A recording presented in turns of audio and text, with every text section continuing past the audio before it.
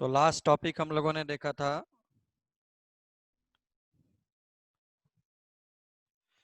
Numericals. कुछ limiting reagent को पूरा एक ही प्रॉब्लम हम लोगों ने सल्फर ऑक्सीजन का लिया था और इसी से ही हम लोग का क्लियर हो गया था। ठीक, फिर हम लोगों ने मोलरिटी का एक दो प्रॉब्लम करके हम लोगों ने देखा था। तो फिर से मैं डाइल्यूशन लॉ पे आता हूं जो कि लास्ट टॉपिक था। ओके, डाइल्यूशन लॉ में हम लोगों ने देखा था क्या, सर वो M1 कल V1 equals to M2 V2। ठीक, इस पर हम लोगों ने एक दो प्रॉब्लम्स किया था। ओके, तो मैं फिर सर से, हाँ सर वो कल यस डाउट पूछा था, वो कल बोलो। डाउट पूछा था, वो कल डाउट पूछा था ना। हाँ, इक्विवेलेंट वेट का था वो, इक्विवेलेंट वेट या इक्विवेलेंट्स का था रिटर्न। इक्विवेलेंट्स अभी हमने किया नहीं है, तो जैसे हाँ, लेक्चर हम लोग को देखते हैं। हाँ? Okay sir. ठीक है ना। तो M1 V1 equals to M2 V2 dilution law. फिर से इसी में मैं लेता हूं, उसके आगे रिजल्टेंट कंसंट्रेशन में ही। ठीक, लिखो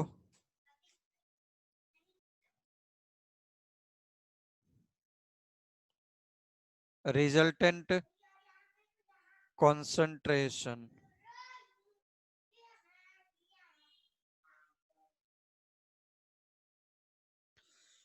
ये हम लोगों का नहीं हुआ था, बट अब मैं बोल रहा हूं कि व्हेन टू सेम और डिफरेंट, और लगाया है एंड नहीं लगाया है, डिफरेंट एसिड्स और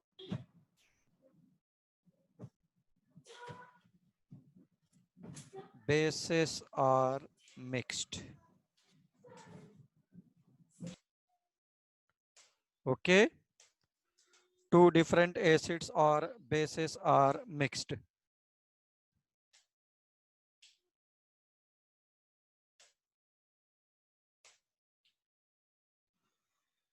तो इसमें सपोज मेरे पास प्रॉब्लम आया, आईआईटी में आया, नीट में दो दो बार आया ऐसा। HCl बोला उन्होंने 100 ml, मैंने 0.1 मोलर लिया, उन्होंने अलग अलग दिया हुआ था 25 ml 75 ml ऐसा करके। हाँ, तो प्रॉब्लम का स्टेटमेंट slightly different है, but formula will be same. Suppose this is 200 ml and 0.2 molar, दोनों को मिक्स कर दूं। ठीक, then what will be the resultant molarity of the solution? Resultant molarity ऐसा मिक्सर का निकालना है। प्रॉब्लम समझ में आ रहा है अबिदा?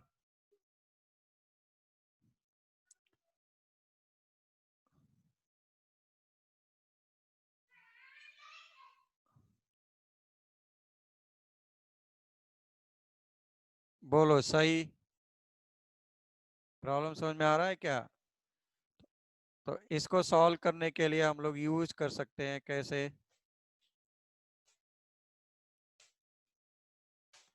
चलो देखो, नेक्स्ट पेज पे मैं जा रहा हूं।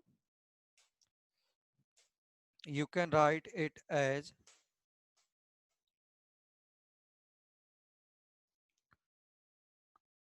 resultant molarity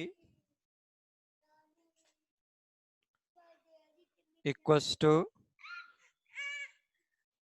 total number of moles. Yes, problem is saying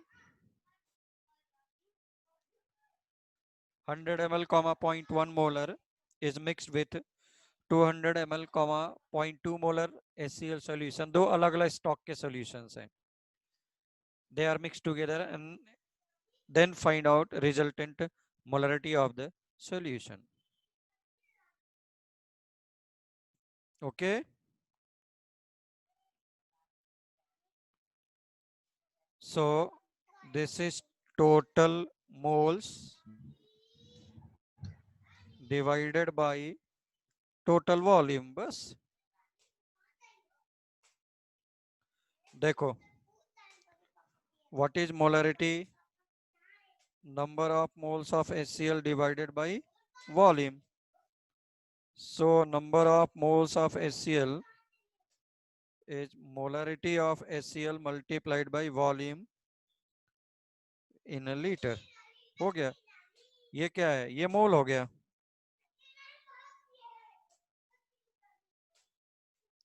This is moles. So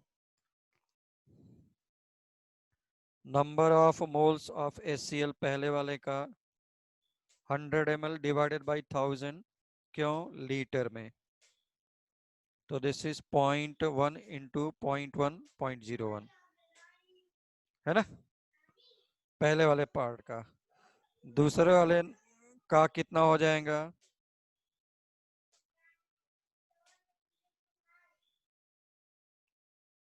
ऐसा हो गया multiplied by 0.2, molarity multiplied by volume. हो गया. This is total moles. So total moles will be M1V1 plus M2V2. Total volume कितना हो जाएगा? V1 plus V2. Resultant molarity कितना हो जाएगा? बोलो. M1V1 is number of moles, M2V2 is number of moles. हो गया. So this is कितना? 0.01 Point 01 plus 0.02 divided by total volume is 0.1 plus 0.2. यही तो है. So this become a 0.03 divided by 0.3. अगर किसी को प्रॉब्लम होता है तो ऐसे कन्वर्ट करके लिखो.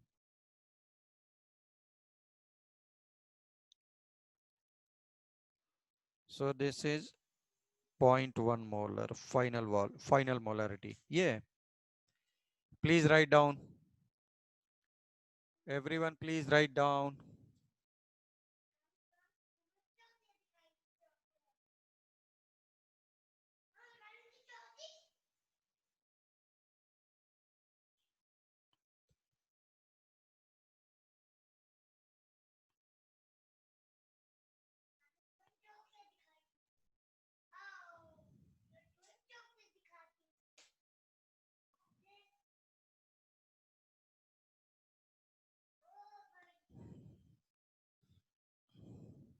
सर ऊपर total moles upon total volume आएगा ना?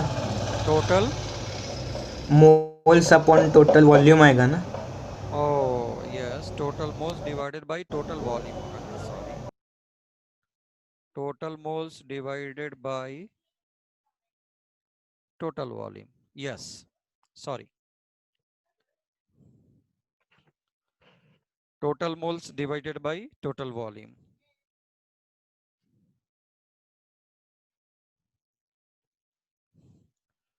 Total moles divided by total volume.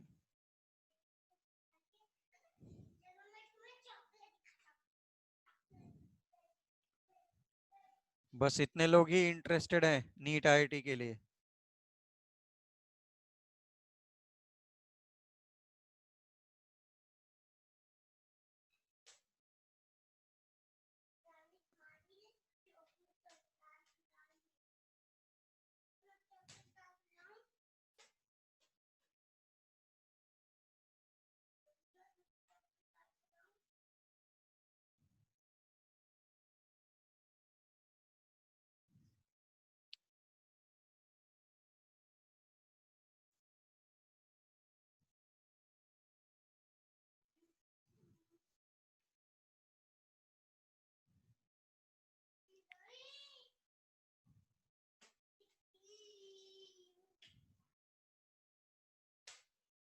चलो नोट कर लिया सबने please.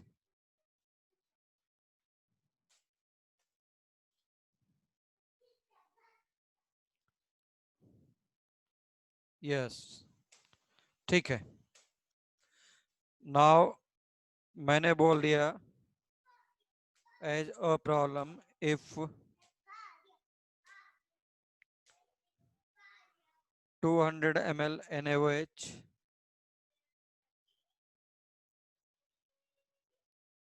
and 300 ml magnesium hydroxide, and that is nothing but 0.1 molar, is mixed, then resultant molarity will be ऐसा,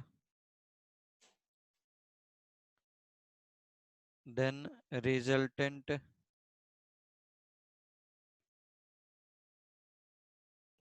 molarity will be same।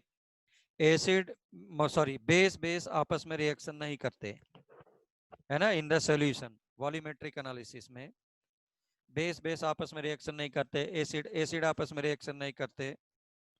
So resultant molarity will B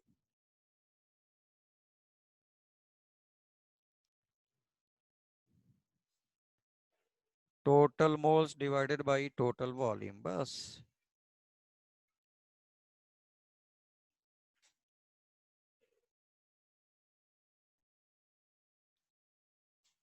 हो गया। Number of moles of NaOH कितना हो जाएगा, fast solve करो सभी लोग। Molarity multiplied by volume, this is 0.2 multiplied by 0.2 which is 0.04। number of moles of magnesium hydroxide, मुझसे fast calculation तुम लोग का होना चाहिए। This is 0.300 litre multiplied by 0.1 so this is 0.03।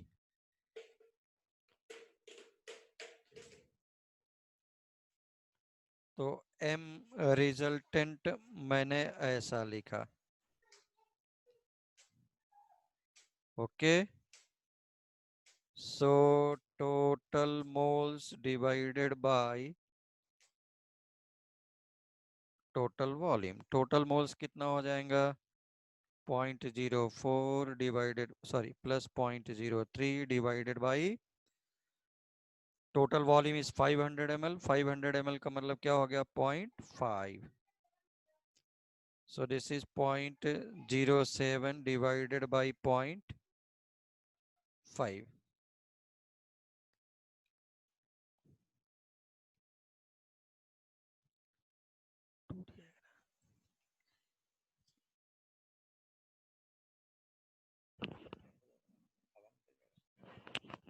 Final answer is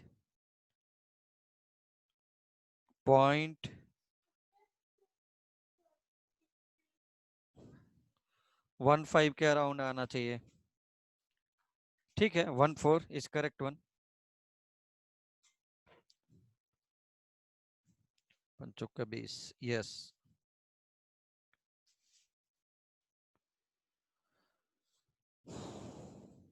ठीक, is there any problem till now? बोलो भाई, note करो fast.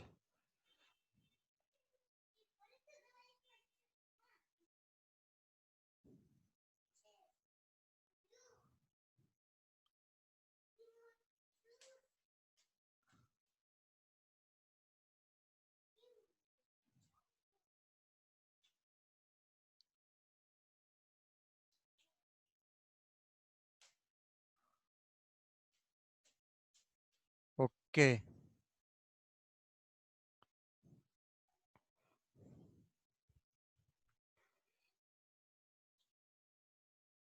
So next one,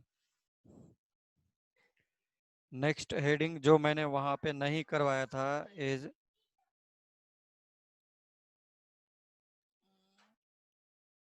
normality, normality is denoted by n। तो इसका डेफिनेशन क्या होता है ये हम लोग 12th क्लास में करेंगे as per as syllabus, as per as syllabus is in 12th class।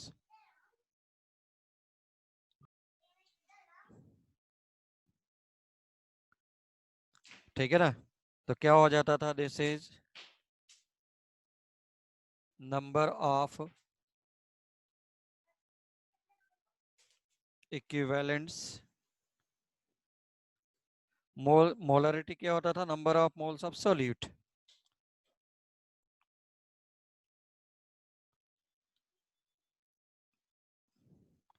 Number of equivalents of solute, वहां पे मोल्स होता था, यहाँ पे इक्विवेलेंट्स है। Number of moles of solute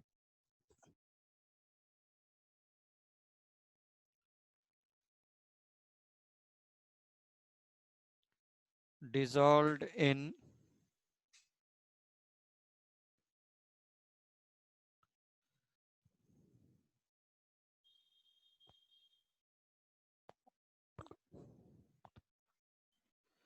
per liter of solution।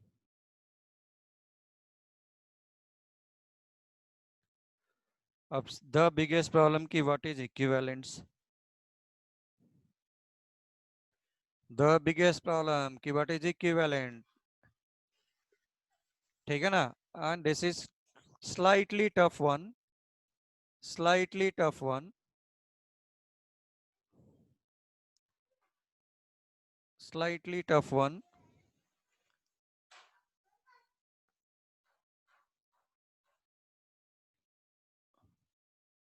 तो अब हम लोग देखते हैं what is equivalents, important one.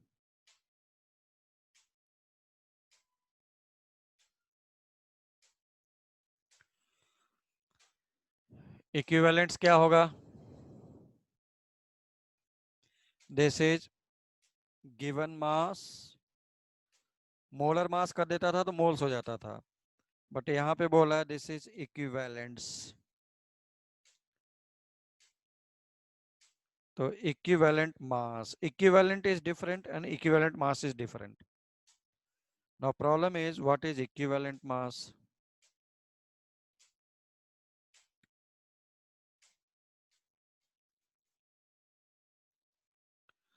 Equivalent mass का फॉर्मूला होता है मॉलिक्यूलर मास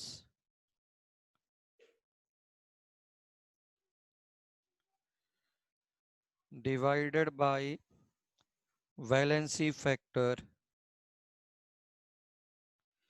अब सबसे बड़ी प्रॉब्लम फिर से आ गई, व्हाट इज वैलेंसी फैक्टर। पहले इतना नोट करो प्लीज।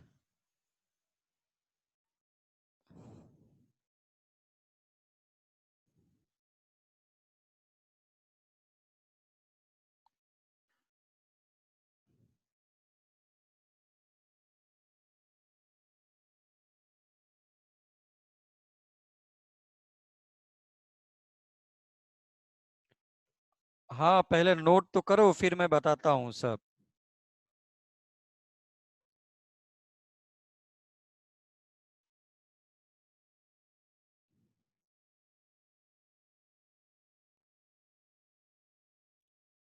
पहले नोट करो प्लीज, पहले नोट करो।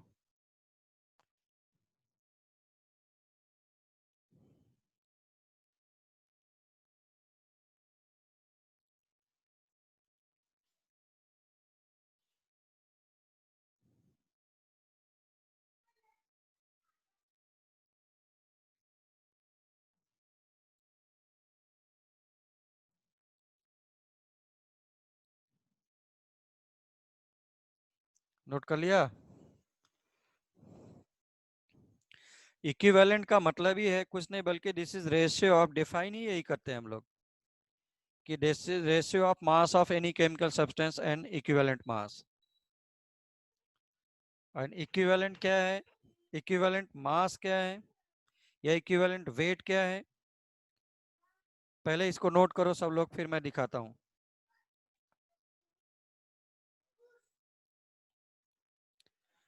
नहीं नहीं नहीं नहीं नहीं नहीं नहीं, वो valency valency factor is different, यहाँ का वैलेंसी इज डिफरेंट। ठीक है ना, वैलेंसी फैक्टर, और कहीं कहीं पे तुमको बुक्स वगैरह में सिर्फ एन फैक्टर लिखेगा, लिखो पहले। इसीलिए तो नहीं कराया जाता ना, क्योंकि ये 12th क्लास में है, बट 11th क्लास में मुझे करना चाहिए, इसलिए मैंने बोला था इसको हम लोग रेडॉक्स रिएक्शन में देखेंगे। Okay, so what is equivalent weight बोल रहा है, डेफिनेशन लिख लो। वेट या मास लिखो,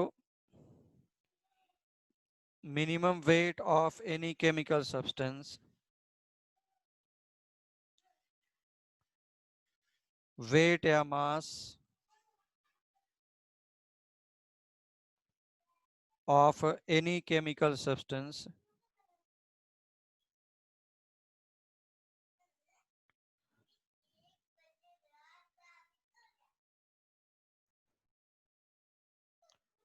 which completely react with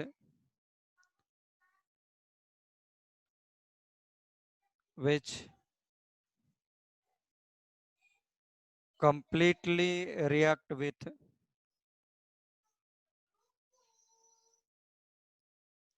completely react with which completely react with 1 gram of hydrogen or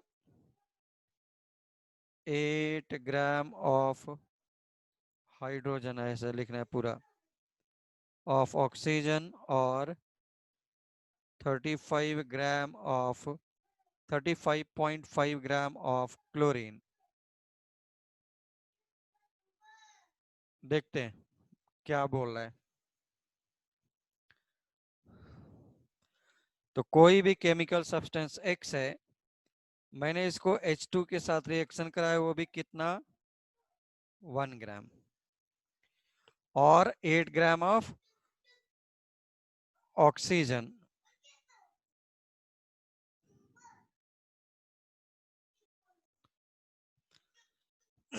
चलो सब लोग लिखना बंद करो।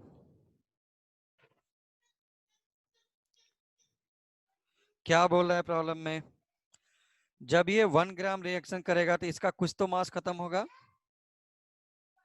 सपोज 20 ग्राम रिएक्शन कर ले, 30 ग्राम रिएक्शन कर ले, 40 ग्राम रिएक्शन करे, तो जितना भी रिएक्शन कर रहा है, जब इसका 1 ग्राम खत्म हो रहा है तो इसका कितना खत्म हो रहा है, whatever is the mass of X is reacting with 1 gram of hydrogen is called as equivalent weight of X।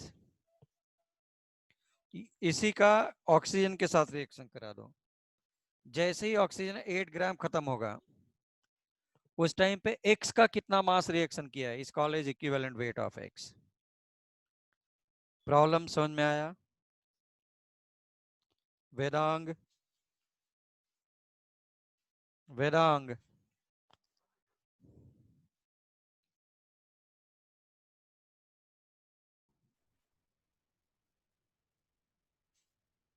बोलो।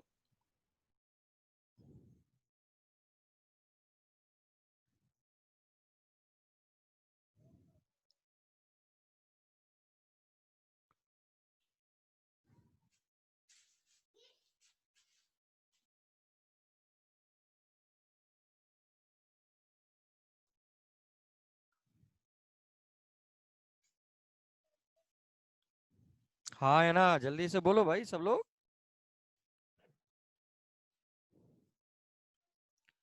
ओके, बोल रहे हैं सब लोग कि फिर से एक्सप्लेन कर दीजिए।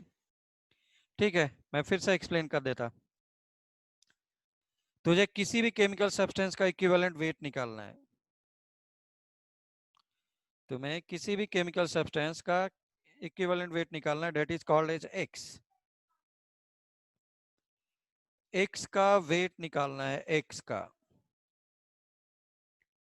उसको मैंने 1 ग्राम हाइड्रोजन वेट करके ले लिया,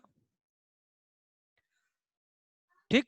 और जब 1 gram of hydrogen 1 gram of hydrogen completely reaction कर जाए, उसी टाइम पर एक्स का वेट मेजर करो कि कितना रिएक्शन कर लिया है। That is called as equivalent weight of X. That is called as equivalent weight of X. या तो फिर दूसरा एक्सपेरिमेंट ले, ढेर सारा वेट मैंने एक्स का लिया है, पता नहीं कितना है, ठीक।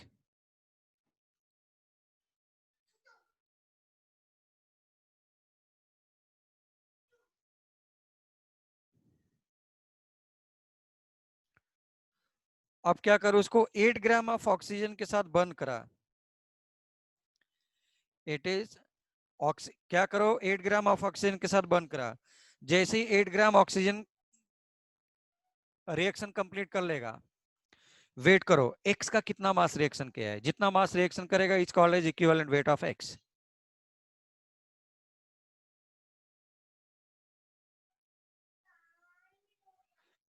ठीक है ना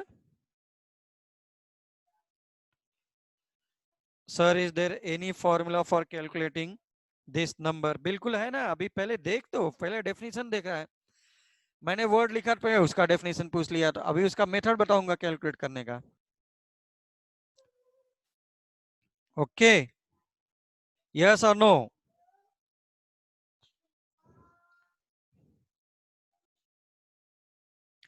इसे Yes. मैं 2-3 बार करूंगा।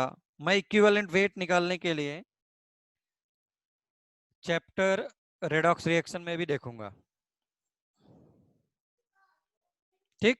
देखता हूं वहां पे, यहाँ पे नहीं तो वहां पे आएगा समझ में, कैसे नहीं आएगा। चलो, इसीलिए वैलेंसी फैक्टर निकालना आ जाएगा तो अपने आप ही काम हो जाएगा। क्यों? क्योंकि equivalent weight is valency factor और उसका मोलर मास, इन दोनों का रेशियो है। इन्हीं दोनों का तो रेशियो है ना। तो वैलेंसी फैक्टर आ गया तो मोलर मास तो मुझे पता ही है। सो वैलेंसी फैक्टर ये किसके लिए होता है? डिफरेंट कंपाउंड्स के लिए डिफरेंट होता है। फॉर एसिड्स क्या होता है? वैलेंसी फैक्टर और एन फैक्टर, ये क्या होता है?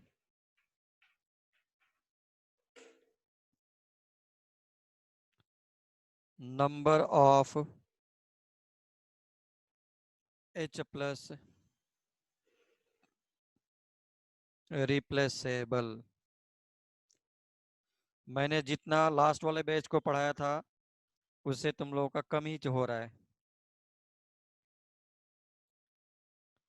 Number of H plus replaceable, तो मुझे इसको अभी अभी पढ़ना है। रेडॉक्स रिएक्शन में मैं पढ़ाऊंगा, 12th में पढ़ाऊंगा, तो एकदम 100% तुम्हारे एकदम बिकम ABCD ऐसा है, ठीक। दूसरों के लिए 12th क्लास में फर्स्ट टाइम रहेगा, वो भी सिंपल सिंपल चीजें करके निकल जाते हैं, तो कोई आइडिया नहीं होता, ठीक है। हम लोग 3-4 टाइम्स एटलीस्ट देखेंगे। नाउ HCl का वैलेंसी फैक्टर बोलो।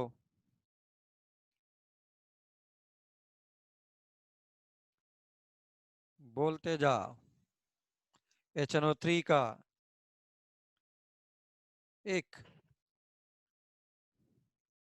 वेदांग, वेदांग बोल। 1। Very good. H2SO4 का बोल।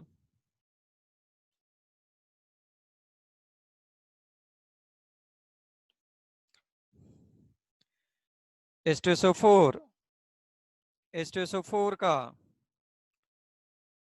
2H plus. ये क्या है? This is called as oxalic acid, इसका भी वैलेंसी फैक्टर कितना 2H प्लस.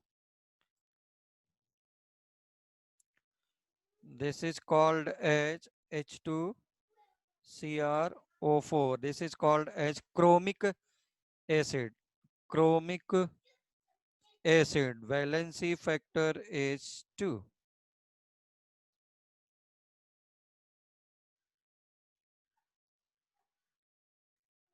हाँ बोलो भाई, वैलेंसी फैक्टर जल्दी से बोलो. CH3COH.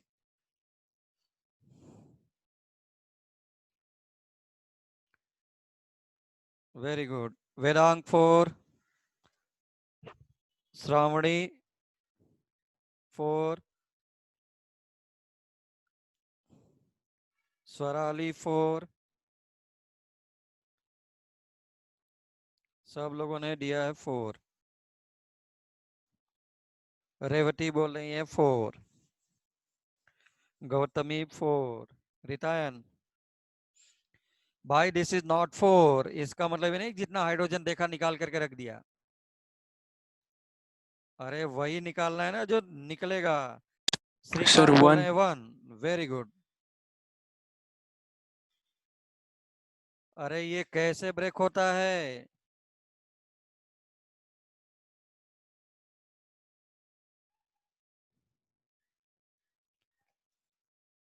वही हाइड्रोजन निकल करके जाएगा जो इलेक्ट्रोनेगेटिव एलिमेंट्स के साथ अटैच्ड होते हैं. ठीक. दर्शन, दर्शन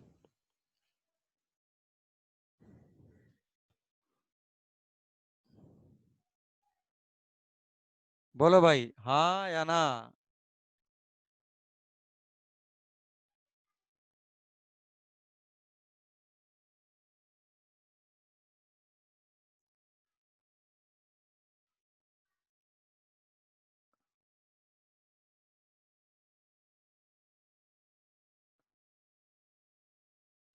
तो सभी लोगों ने लिखा यस.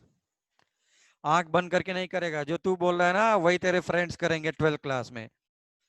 क्यों? क्योंकि उनका 12th क्लास ही फर्स्ट टाइम होगा. तुझे बिलीव नहीं हो, अपने किसी भी फ्रेंड से पूछ ले. क्या वो जानते भी हैं? क्या नाम सुना है क्या?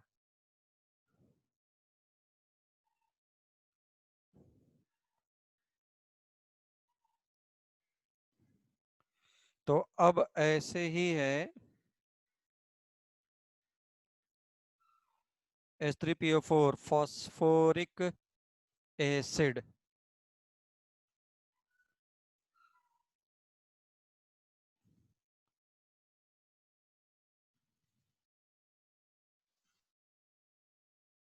Phosphoric acid H3.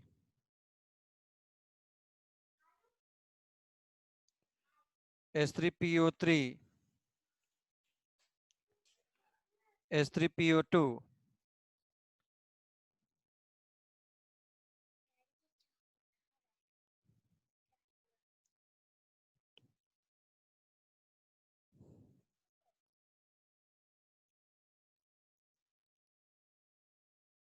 तो दिखने में क्या लग रहा है? दिखने में लग रहा है 3, बट अगेन 3 भी नहीं है. 2. दिखने में लग रहा है 3, 3 नहीं है. 2, सॉरी 1. ऐसा कोई कंपटीशन नहीं है जहां पे ये नहीं आया है.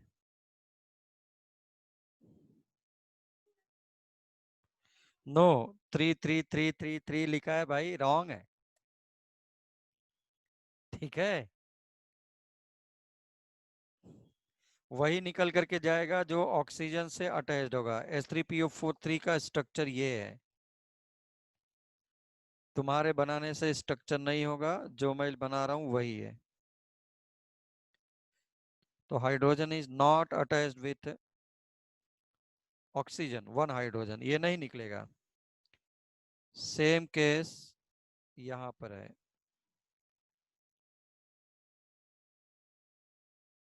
ओके.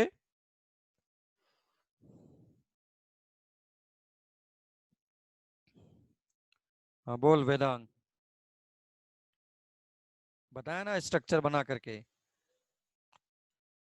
स्ट्रक्चर बनाया है देख.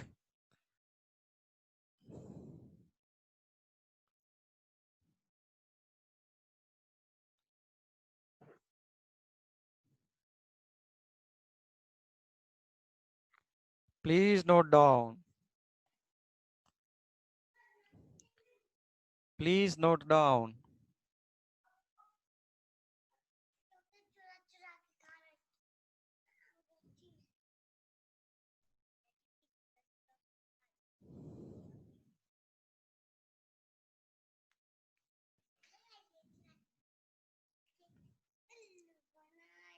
नोट कर लिया?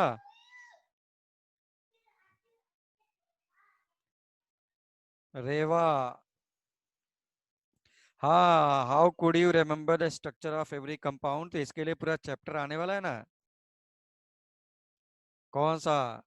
Chemical bonding. ठीक, उसमें यही सब बताया जाएगा। अभी तो एक्सपोजर है बेटा, अभी तो स्टार्ट है।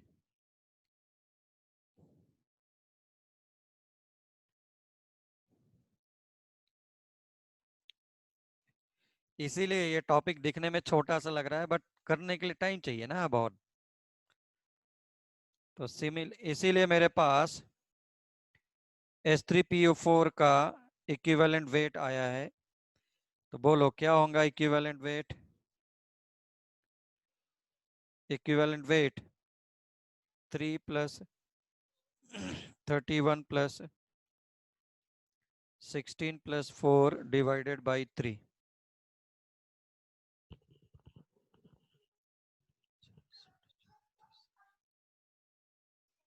98 अपॉन 3।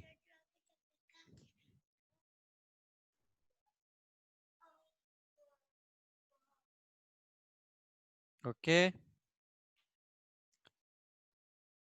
नो H3PO4 है तो 3 होगा ना। वो तो वैलेंसी फैक्टर, मैं इक्विवेलेंट वेट बोल रहा हूं।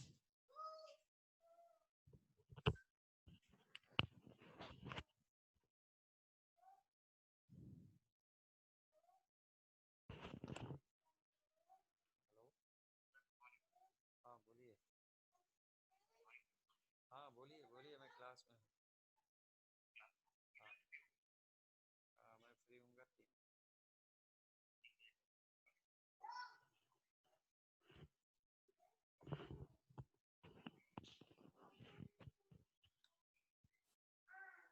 चलो भाई, नेक्स्ट लिखो वैलेंसी फैक्टर फॉर बेस।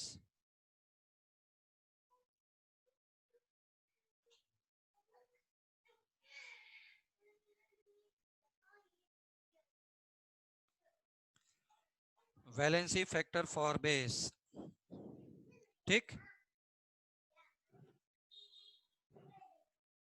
तो इसमें क्या हो जाएगा, वहां पे H प्लस ट्रांसफर था, यहाँ पे क्या हो जाएगा, number of OH minus transfer, बस। NaOH का 1, मैग्नीशियम हाइड्रोक्साइड का 2, एल्यूमिनियम हाइड्रोक्साइड का 3। सिंपल, बेस मेटल्स है ना, तो जितना OH होगा उतना निकाल निकाल करके देंगे।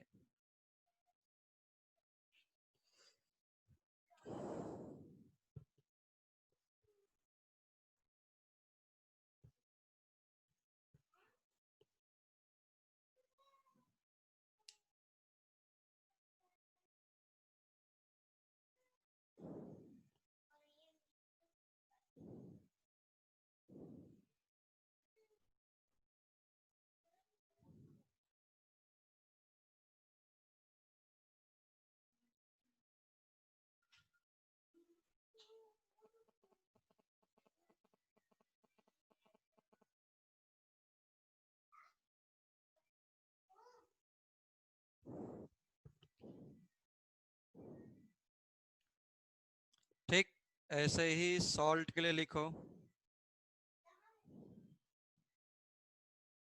Valency factor, valency factor will be, valency factor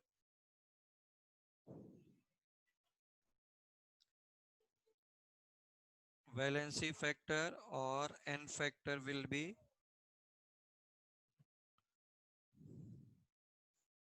total number of positive और negative charge, total number of positive और total number of negative charge.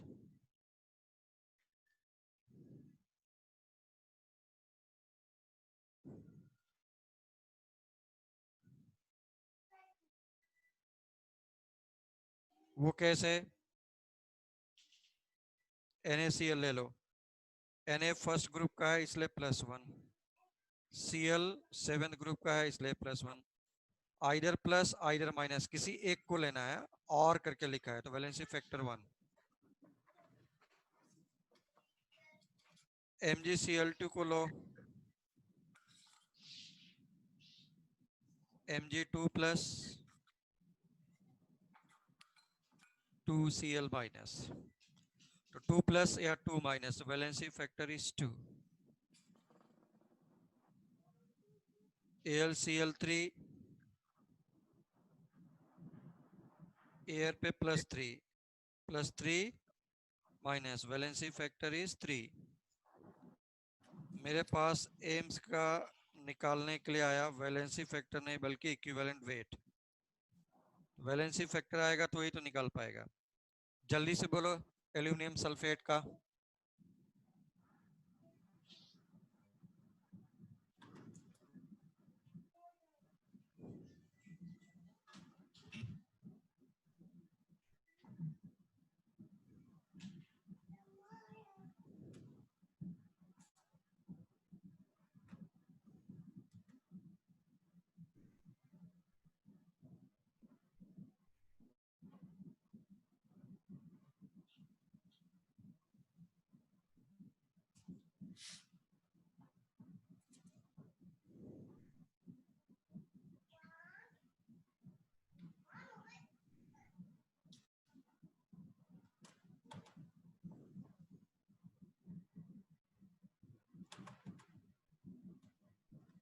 आया क्या किसी का?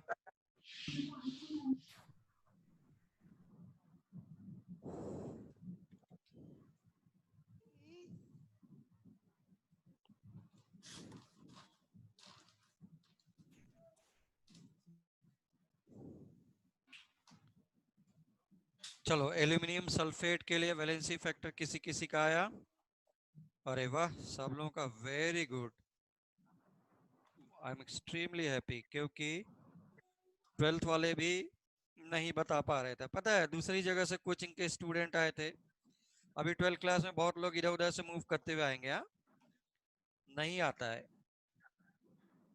तुम बिलीव करो, मेरे चैम्बर में आकर के अलग से रोते हैं, मेरे चैम्बर में अलग से आकर के रोते हैं। Sir, voice is break. मेरा वॉइस ब्रेक हो रहा है? ऐसा तो नहीं होना चाहिए। सब लोगों के लिए प्रॉब्लम नहीं, सब लोगों के लिए प्रॉब्लम नहीं है भाई, सब लोगों के लिए प्रॉब्लम नहीं है। Please rejoin, please rejoin. Aluminium का प्लस चार्ज कितना है? तुम लोगों ने बहुत ही बड़ा काम कर लिया भाई, मेरा आगे का काम बहुत ही सिंपल कर दिया। मैंने बताया था अपोजिट चार्ज रेशियो में कंबाइन करते थे, है ना? तो इसलिए Al का प्लस चार्ज इधर है, सल्फेट का इधर है। Very good. बट एल्यूमिनियम 2 है, सल्फेट 3 है ना? Total 6 positive 6 negative. तो एम्स ने पूछा था इसका इक्विवेलेंट वेट, बोलो जल्दी से।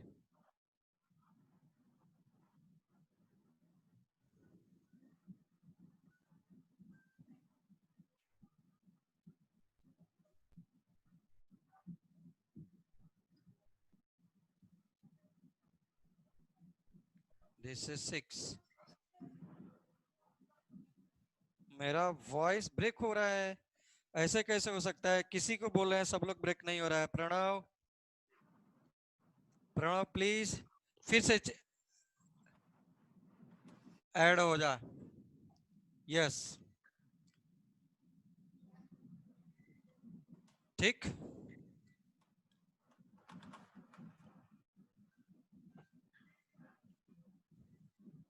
बोलो फाइनल आंसर।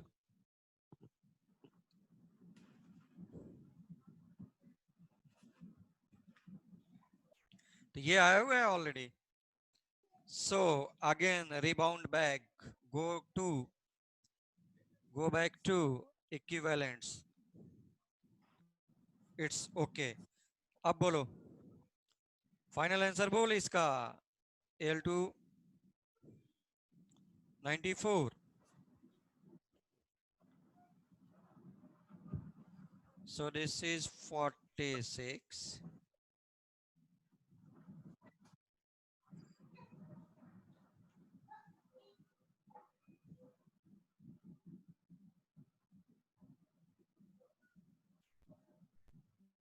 सही लिखा है क्या?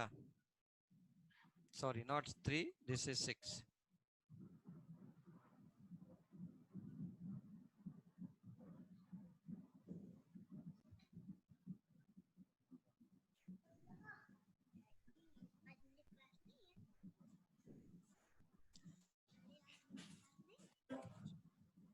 तो this is 55.6।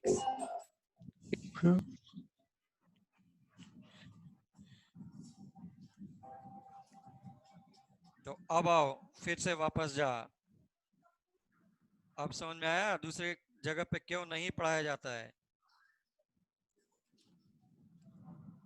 Equivalents equals to, देख mass divided by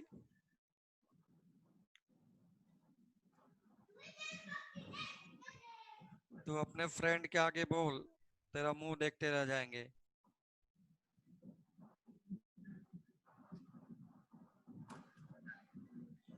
equivalent mass का formula, believe me even engineering के कोचिंग में पूछ करके देख। पूरे पुणे में 2 कोचिंग है जहां पे ये पढ़ाया जाएगा, मैं उनका नाम तो नहीं बोल सकता। सिर्फ 2 कोचिंग जहां पे ये पढ़ाते हैं, बाकी और जगह पढ़ाते भी नहीं है। दे आर क्लेमिंग कि दे आर हैविंग एडवांस के लिए, उनके पास हजार हजार बच्चे होते हैं कोचिंग का एडवांस के लिए। बड़ी कोचिंगों का नाम बता रहा हूं, नहीं कराते।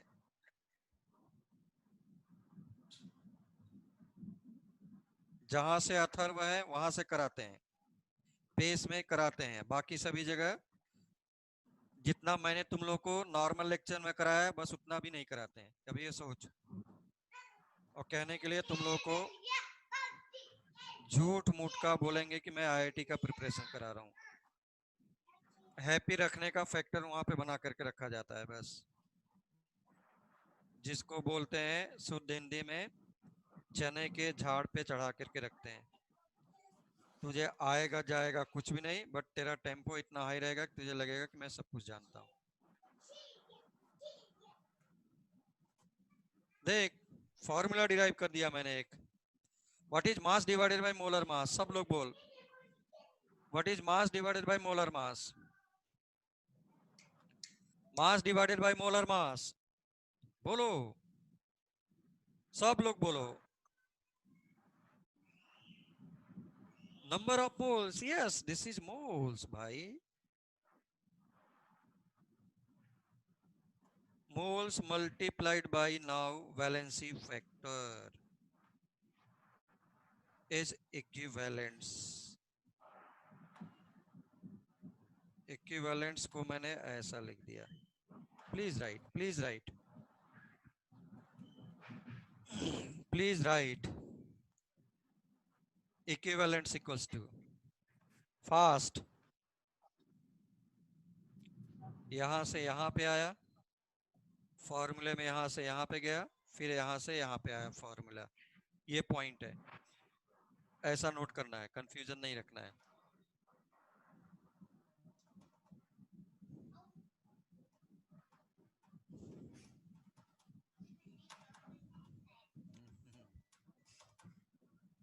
गौतमी बोलो हाथ उठाए।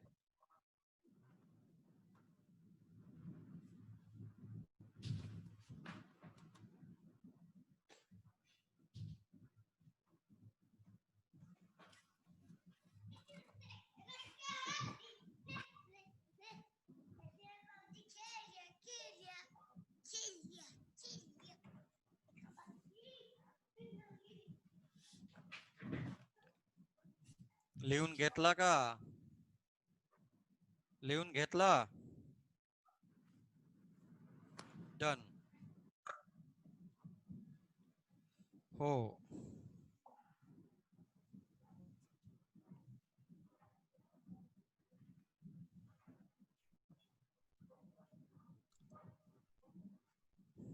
चलो, now next one is normality. देखो, घूम फिर करके जो वहां पे पढ़ा था, अब आया है नॉर्मेलिटी.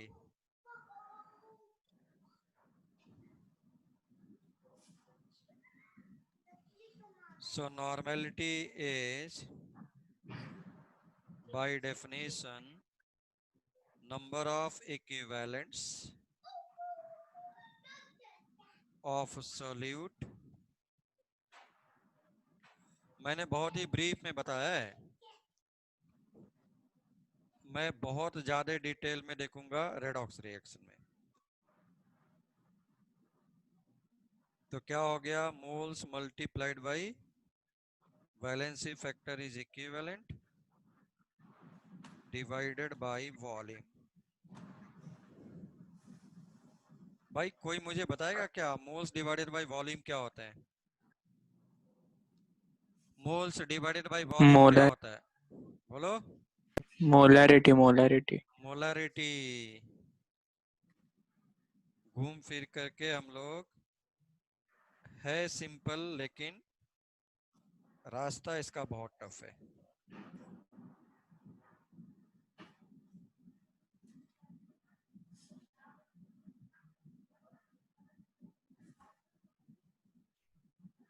है ना? Any problem please? Any problem please?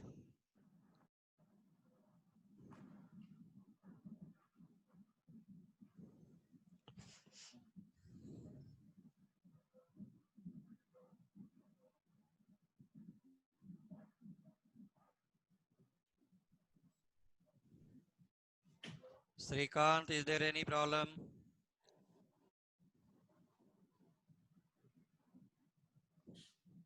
अब हम लोग नॉर्मेलिटी निकाल सकते हैं.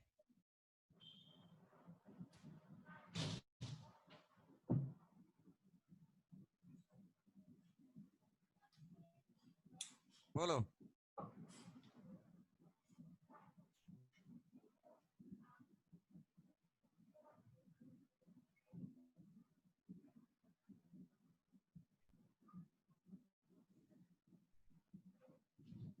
तो लिखो.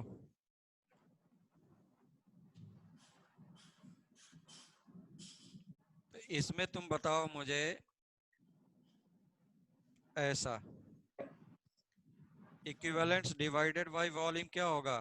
Volume must be in litre. Is normality. और इक्विवेलेंट्स क्या होता है? Volume multiplied by normality. तो इक्विवेलेंट्स इक्वल्स टू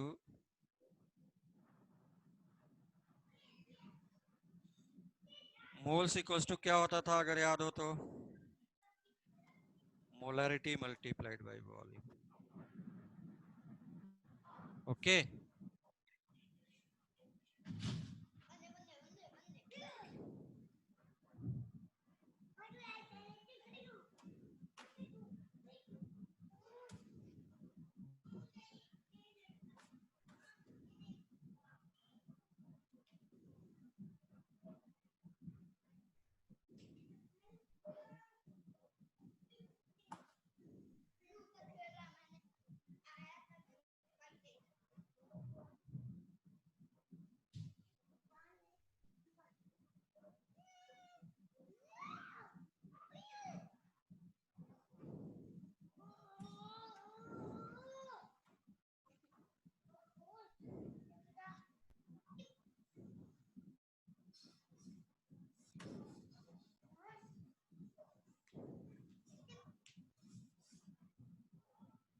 चलो भाई, आओ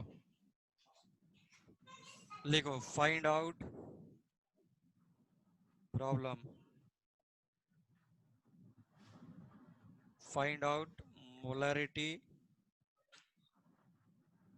find out molarity and normality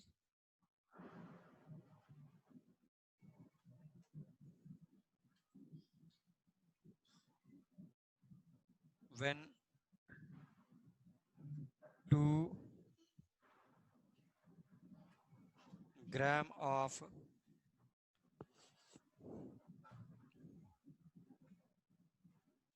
चलो अच्छा H2 2 और 3 लो ताकि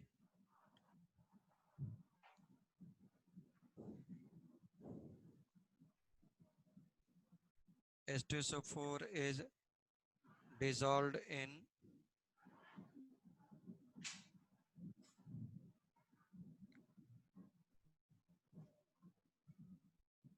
300 ml of H2O या सॉल्यूशन कर ले fast fast please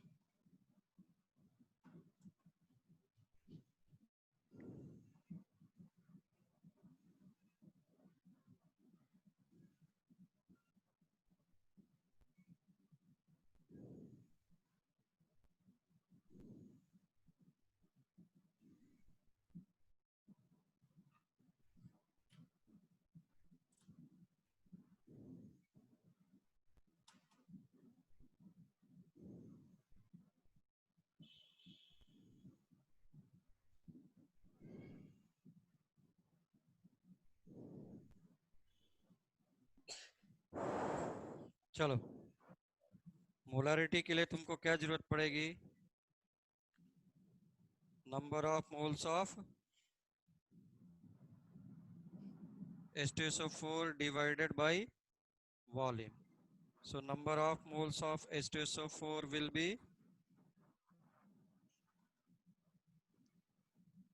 mass divided by molar mass.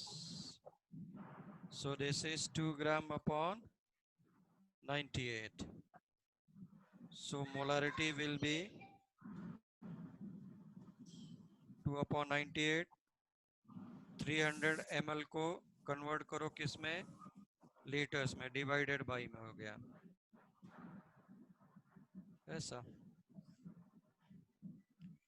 और divided by 0.3 answer will be same so this is 20 by 3 हाँ 2 0 कट गया 98 tell me the final answer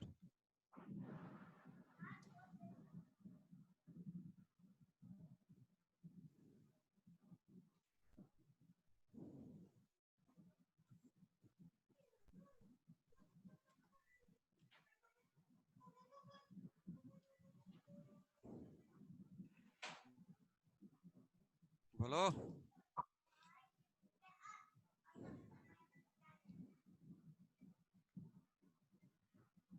बोलो भाई श्रीकांत के आगे 0.8 molar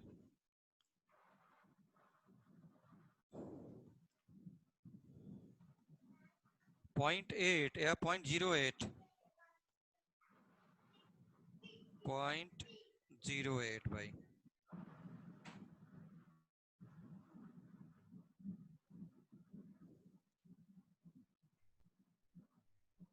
then what about normality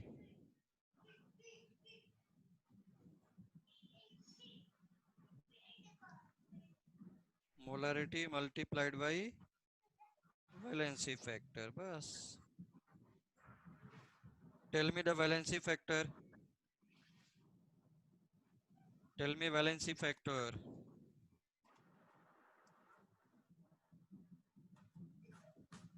tell me valency factor. How many valency factor is there? 2.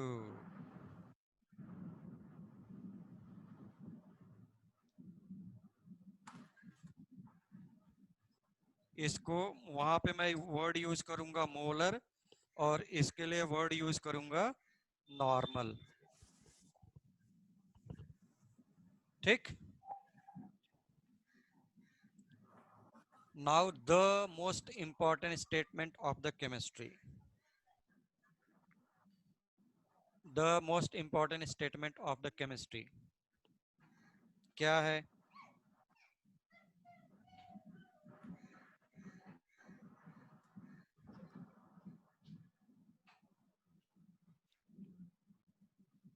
Law of equivalence, law of equivalence. What is law of equivalence?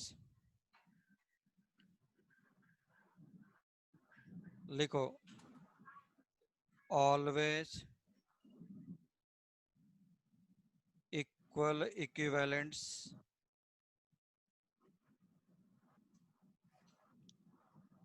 of, ये तुझे किसी भी book में ना मिलेगा, कहीं पर भी ना मिलेगा।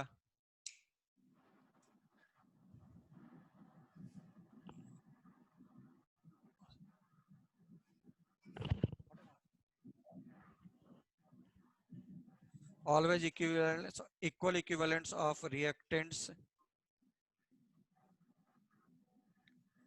are reacting with each other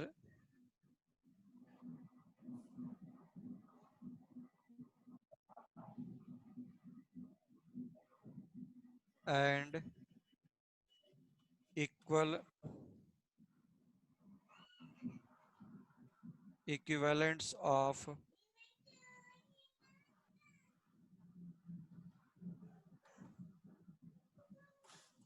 products are formed।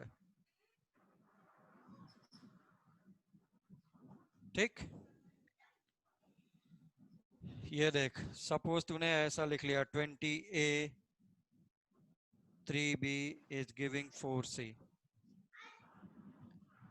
अभी तक मैं क्या बोलता था?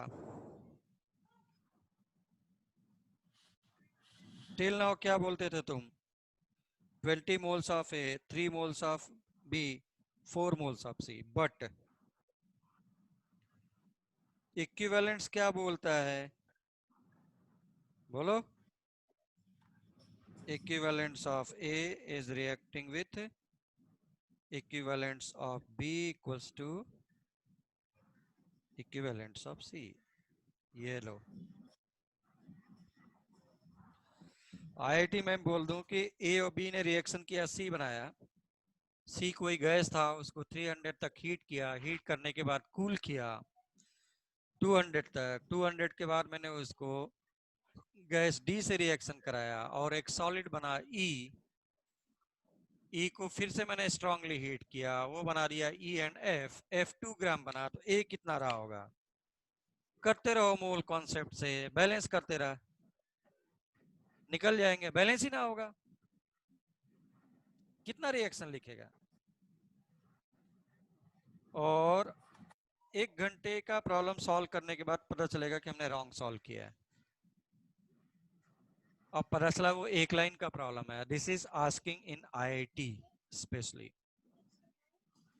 आईआईटी, अरे भाई ए ने बी से रिएक्शन किया, ए और बी का इक्विवेलेंट इक्वल, सी बनाया, सी का इक्विवेलेंट, तुमने हीट किया, डी बनाया, ई बनाया, एफ बनाया।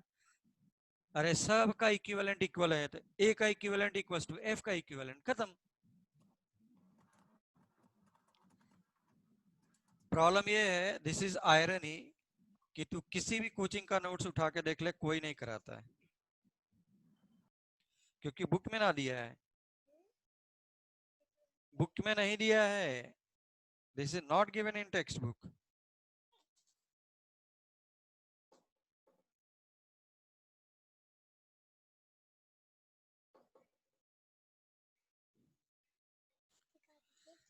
समझ में आया Ritayan? Always equal equivalent of reactants are participating together and equal equivalent of products are formed। जो भी कोएफिशिएंट वगैरह होना है ना, सब उसमें इंक्लूडेड रहेगा। 2 3 4 5 ये सब जो है वो वैलेंसी फैक्टर में इंक्लूड करके दे देता है, क्योंकि देखो मोल्स मल्टीप्लाइड में वैलेंसी फैक्टर है। तो जब तू रिएक्शन को बैलेंस करेगा ना, वही सब आएगा जो फाइनल मेरा एक लाइन में आएगा। ठीक है, यस और नो, ये मेरे यहाँ पे नहीं कराया जाता है। इनफैक्ट टू 12th में भी तुझे क्या कराया जाएगा, सिर्फ नॉर्मेलिटी का फॉर्मूला, सिर्फ नॉर्मेलिटी का फॉर्मूला, एक दो प्रॉब्लम जैसे हमने किया है वैसे नॉर्मेलिटी का करके दे देंगे वो लोग। ठीक, तो लॉ ऑफ इक्विवेलेंस को अभी मैं बहुत ज्यादा एक्सप्लोर नहीं करता हूं, इसको मैं नेक्स्ट लेक्चर में और ज्यादा करा करके फिर इस टॉपिक को हम लोग फिनिश करेंगे और भी ज्यादा प्रॉब्लम करेंगे। यहाँ पे भाई पहले ये बोलो समझ में आ रहा है या नहीं आ रहा है? पहले ये बोलो सब लोग So समझ can में आ you रहा है नहीं आ please रहा? show 6th slide for 1 second? हाँ बोलो।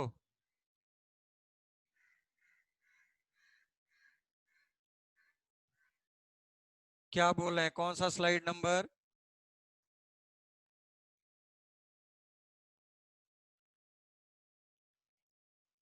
स्लाइड नंबर बोल।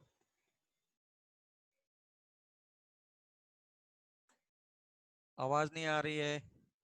हाँ एक मिनट, यह स्लाइड नंबर 6। तुम्हें ये सब कॉन्सेप्ट बुक्स वगैरह में जल्दी नहीं मिलेगा, हाँ? और है तो समझ में नहीं आएगा।